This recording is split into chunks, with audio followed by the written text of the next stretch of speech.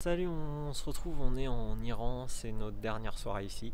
On est à 420 km de la frontière à peu près. Demain matin on va partir tôt, on va tout faire d'une traite et on va passer au Pakistan. On va tout faire d'une traite parce qu'il n'y a pas grand chose et puis parce que la ville frontalière on n'a pas envie d'y dormir. Il faut savoir qu'on arrive dans la région du Baloutchistan. C'est une région à la fois qui empiète sur le Pakistan, l'Iran et l'Afghanistan. C'est une région sous tension. Alors faut pas croire ce que dit BFM TV, oui il y a des terroristes, ceci, cela. Bien sûr il y en a, bien sûr il y a des extrémistes. Mais il n'y a pas que ça, c'est plus complexe. C'est une région où il y a du trafic de drogue, il y a aussi beaucoup de mouvements indépendantistes. Donc c'est une région un peu sous tension. Et la traversée du désert jusqu'à Quetta se fait donc forcément sous escorte. Donc il faut passer la frontière, il y a 1h30 de décalage, l'escorte elle commence que le lendemain, vous dormez dans des conditions un peu spartiates, etc. Donc je profite du calme et puis je vais vous partager tout ça dès demain matin. Sur le plan émotionnel, on dirait pas, mais la frontière Iran-Pakistan et surtout la région du Baloutchistan, c'est quand même un gros morceau à traverser. On a beau s'y être préparé, l'ambiance ce matin est un peu stressante, mais on reste concentré. On sait dans quoi on s'embarque, donc là on prend bien le temps de checker et rechecker le matos, un peu comme deux astronautes qui s'envolent pour la Lune. À partir de là, le voyage il va entrer dans une autre dimension. Tu as beau t'y être préparé, quand tu es confronté, c'est assez prenant. Allez, on prend la route direction le Pakistan. Ouh! J'avoue, il y a un mélange d'appréhension parce que quand même on va passer une frontière, on va quitter l'Iran, rentrer dans le Pakistan et d'excitation parce que c'est quand même un truc de fou. Ça faisait longtemps que je voulais faire ça et cette frontière là on va pas la passer tous les jours, donc vraiment mélange d'excitation et voilà, on va voir ce que ça donne. Sincèrement, je pensais pas que j'allais me retrouver dès la sortie de la ville à devoir affronter des conditions de roulage aussi difficiles. Pour atteindre la frontière, c'est tout droit à travers un désert balayé par le vent. Entre la chaleur, le vent et le sable, tu te doutes du menu. De toute façon, à partir de maintenant, du sable, on va en bouffer en permanence. Ce truc, c'est une tannée. C'est pire que la pluie, parce qu'il s'incruste partout. Dans les aérations des pantalons, dans les casques, et il arrive même à entrer dans les sacoches. Puis t'as le vent, lui aussi c'est un sacré morceau.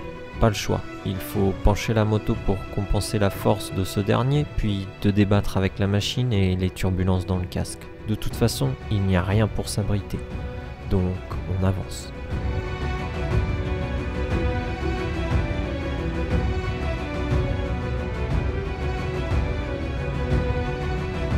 C'est à une centaine de kilomètres de la frontière qu'on retrouve un peu de relief. Profite, ce sont les dernières images d'Iran.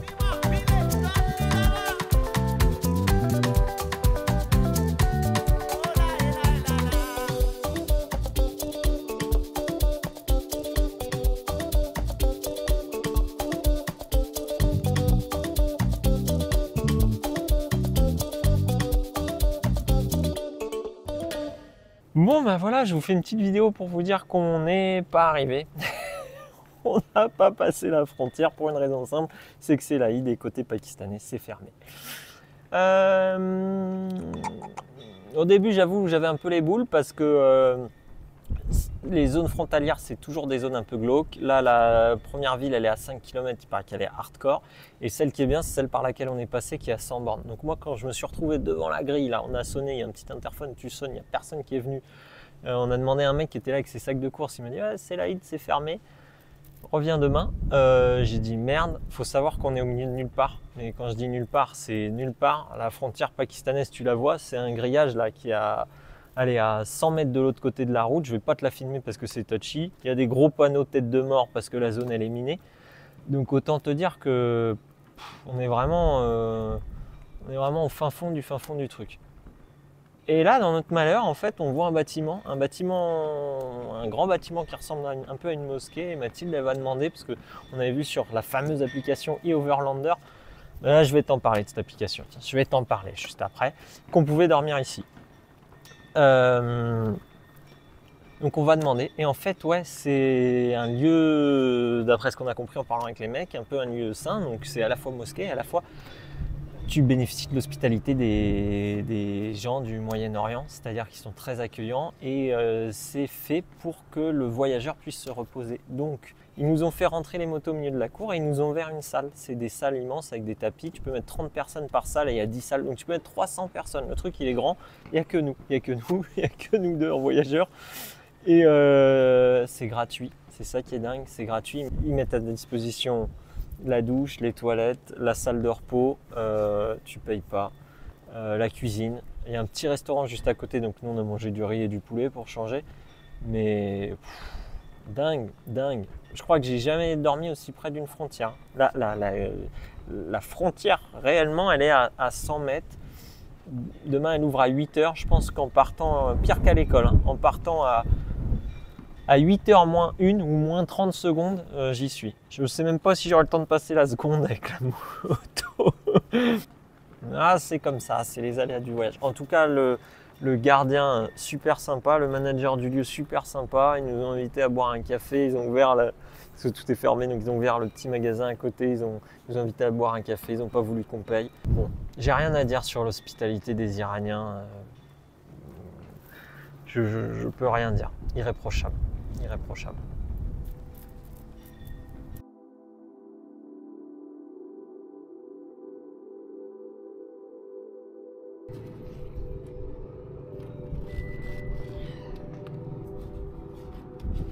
Donc là, voilà, on arrive dans la salle où on est hébergé. Je vais te montrer, c'est grand. Normalement, c'est pour 30 personnes. Et là, tu vois, bah, on est tout seul. Ils nous ont amené, regarde, de quoi dormir. Ça, c'est l'hospitalité, voilà. 2 oreillers, des couettes, les tapis. Il faut enlever les chaussures comme à la maison. Allez, direction la douche.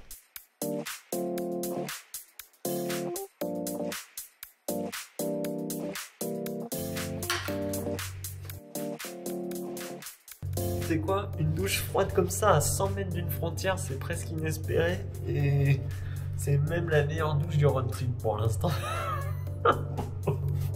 Bon, tu vois, moi je profite de ce temps en plus pour avancer sur le montage. Je regarde des vidéos qui me manquent en Iran. Et surtout, je voulais profiter de ce moment-là pour te parler. Attends, je le chope de eOverlander. eOverlander, c'est la deuxième application moi, que je trouve indispensable. Ça se présente un peu comme un Google Maps et c'est une application communautaire. C'est utilisable offline. Ça, c'est génial. Tu n'as pas besoin de data une fois que tu l'as installé.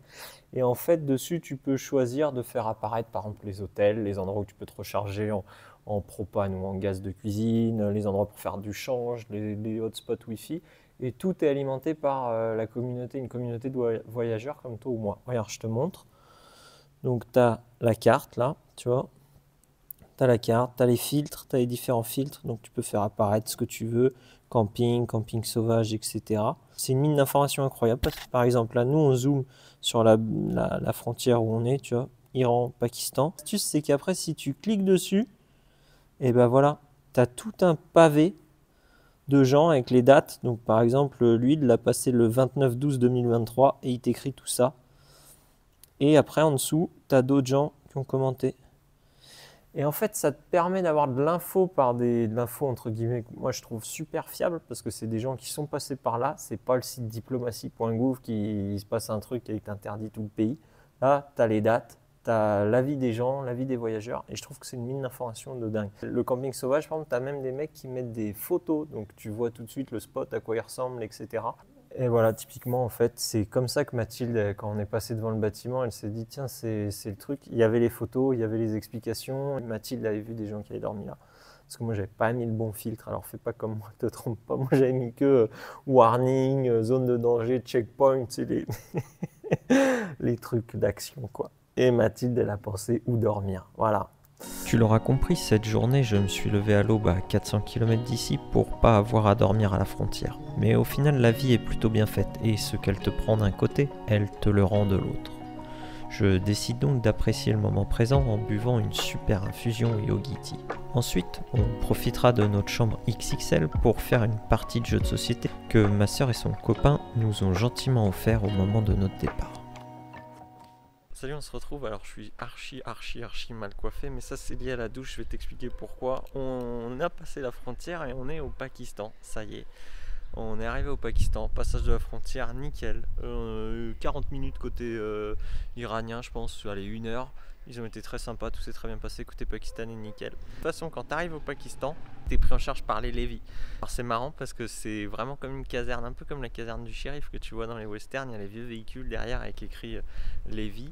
Et donc tu es pris en charge, tu es escorté jusqu'à Quetta. On va passer 2 nuits ici, notre escorte elle part pas tout de suite. On a une petite pièce que je vais te montrer juste après pour dormir, où on peut mettre nos affaires. Et les motos, elles sont dans la cour.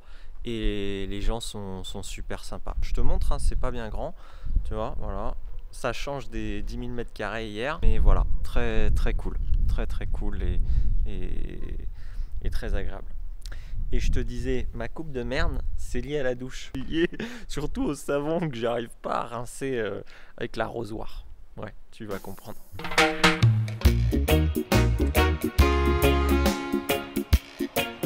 Alors oui, on n'a pas le droit de sortir de l'enceinte, mais cette caserne, elle a presque un certain charme.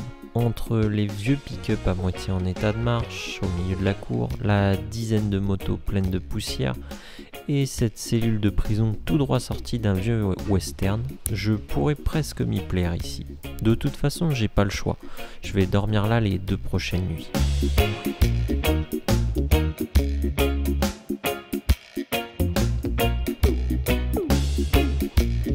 Niveau hospitalité, encore une fois, nous avons été reçus comme des rois. On nous a offert le repas et on nous a fait comprendre qu'ici c'est notre maison.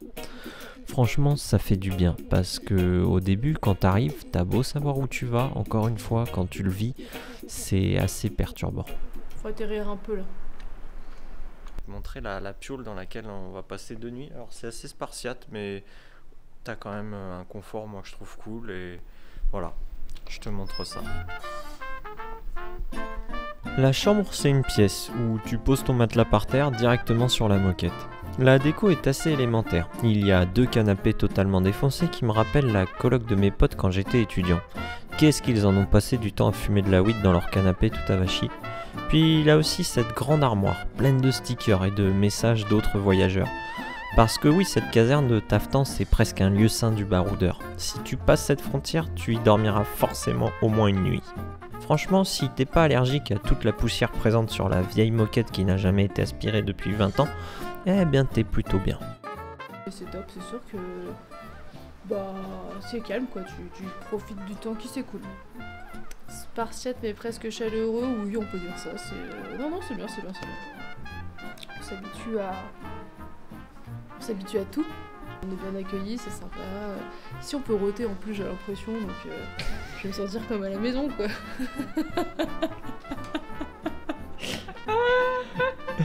T'as gagné 2 libertés, le voile et le rond. Bon, fini de rigoler. Allez, on va voir la douche. Voilà, ça c'est la douche. Donc je te montre, là t'as l'eau chaude, donc tu prends l'arrosoir là, tu mets un peu d'eau chaude là, tout, hop tu mets un peu d'eau chaude, là tu mets l'eau froide,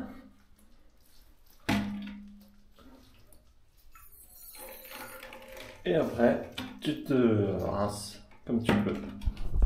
Voilà, c'est ça la douche avec les chiottes. C'est spartiate ma gueule, c'est spartiate. Le soir, ça sera lecture et atelier montage vidéo, parce que de toute façon, ici, il n'y a pas grand-chose à faire. Bon bah voilà, c'est parti pour une 2e journée à la caserne à Taftan, côté pakistanais. C'est un passage de frontière qui dure depuis 2 nuits. Il nous en reste une. Et c'est plutôt cool. C'est calme, c'est paisible. C'est un peu une retraite méditative.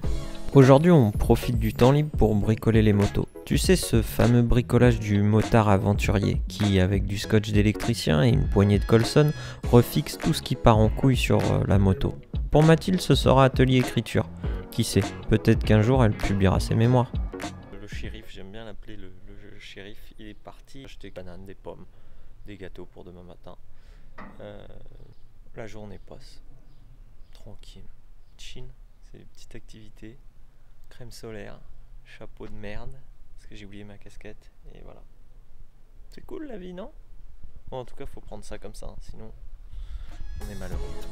Je sais pas si c'est qu'on commence à tourner en rond dans cette caserne ou bien que je suis trop curieux de voir ce qu'il y a de l'autre côté du mur, mais quand on nous dit qu'on va sortir avec les motos pour aller au bureau des douanes juste à côté, bah je suis excité comme un gamin la veille de Noël. Allez, on sort aujourd'hui, on a le droit de sortir uniquement pour... Vous voyez, ça c'est la frontière, juste là, on est juste à côté. On a le droit de sortir uniquement pour aller faire tamponner notre carnet de passage en douane qui n'a pas été tamponné au moment du passage de frontière. Voilà, donc on est dans une zone qui ressemble à rien. Stylé le petit train là. Putain. Les barbelés mon gars partout.